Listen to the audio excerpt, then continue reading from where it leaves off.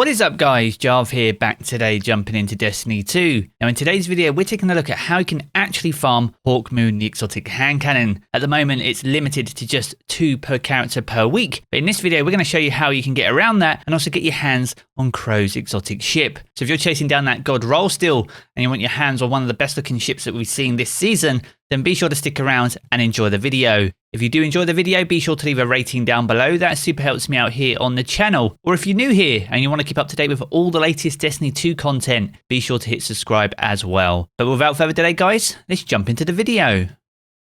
Now with the launch of update 3.0.2 and the weekly reset yesterday, we finally got our hands on a new exotic quest. This is called Harbinger. It's an entirely new activity in fact, and will allow us to get random rolls of the exotic hand cannon Hawkmoon. However, sadly, it is limited to just 2 rolls per character per week. You get double drops if you've picked up the quest from the Crow over in a Tangled Shore. So if you've already completed it on 3 characters this week and got your 6 rolls of Hawkmoon, the chances are you may need to wait till next week to get your next chance. But in today's video, I'm going to show you actually how you can get around that and continue to farm Hawkmoon until you eventually get the roll that you want. Now in order to pull this off, we're going to be creating an entirely new character. If you have 3 characters already, you will need to delete a character in order to make space. Now the reason for this is that the 2 drops that you get each week are character specific. So if we delete that character, we're actually resetting our ability to get those 2 rolls again. So what you want to do is equip any rare or common items to your Guardian, and any items that you want to keep, move over into your vault. When you are ready and have moved all your gear over, you can delete that character. From here we're going to create an entirely new Guardian and kickstart the New Light campaign.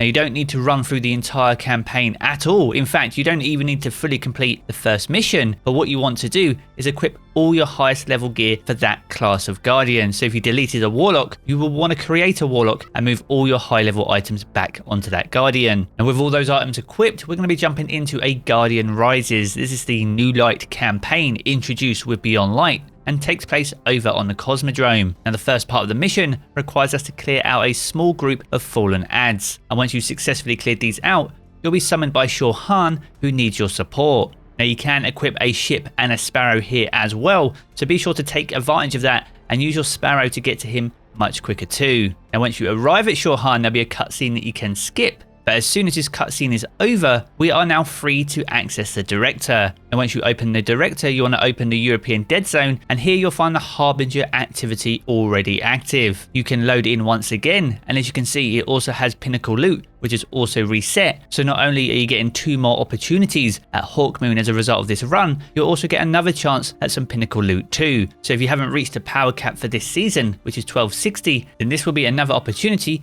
for you to farm those pinnacle drops. Now the great thing about this is that you can do this solo, but it is much faster with a fire team. A thing to remember is if you didn't pick up the exotic quest from the Crow over in the Tangled Shore, then you can continue to farm the Harbinger activity, which will grant you 1 Hawkmoon per run. It's only when you pick up the exotic quest that you get the weekly lockout, which restricts you to 2 drops per completion, once per character per week. Now a common question we're likely to see is that this method is possibly too time consuming, but the thing to consider is that even without the exotic quest from Crow, a completion of the Harbinger activity is going to take you roughly 20 minutes, and this is going to provide you with a single Hawkmoon in return. Now in terms of deleting your character and restarting the New Light campaign, that process takes roughly 5 minutes or so. Once you've completed that, you can run the Harbinger activity, which takes you around 20 minutes as I said. So in a total of 25 minutes, you could potentially get your hands on 2 Hawkmoons instead. Now if you're able to complete this on all 3 characters and are happy to delete your character, if you do that just twice, you can get up to 10 Hawkmoons, which gives you excellent opportunities at getting that god roll. Now another reason why deleting your character to farm god rolls is a better method is that because you've picked up the Crow quest, you can also advance your ability to get your hands on Crow's ship too.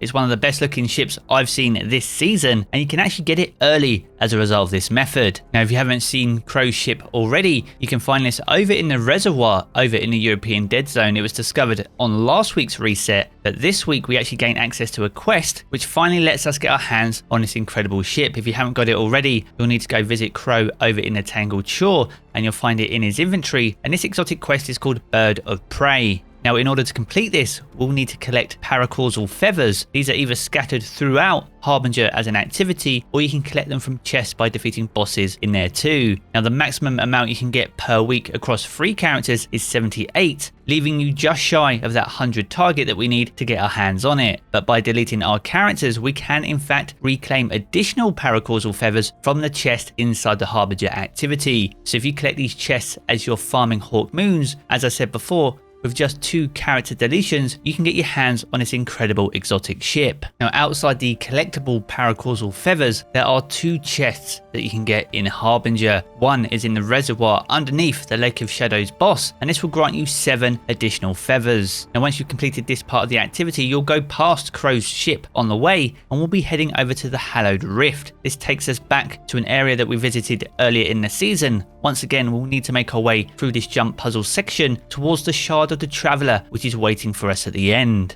Now, as you guys may be aware, there are quite a few bugged triumphs with the introduction of the Harbinger activity, and it is a difficult event to solo. So if you want to get the most out of your time investment, I highly recommend running as a fire team. This will not only make it easier for you, but also make it much faster too, meaning you can get more opportunities at Hawkmoon, but also quickly get hold of any additional Paracasual feathers. And once you've made your way through all the jump puzzle section, you'll find yourself at this final boss section. Be sure to focus on the Taken Knights. Their solo will burn pretty much through anything and take you out very quickly indeed. But those knights aside, once you've finally taken out the boss, he'll grant you access to 2 additional Hawkmoons, hopefully with the god roll that you're after, but also up to 10 additional Paracasual feathers. And when you combine this with the 7 that you got earlier, that's an additional 17 feathers you've got towards your progress. So in order to get your hands on Crow's ship, you will need to delete your character just twice. In fact, you'll only need to get the first chest in your second Harbinger run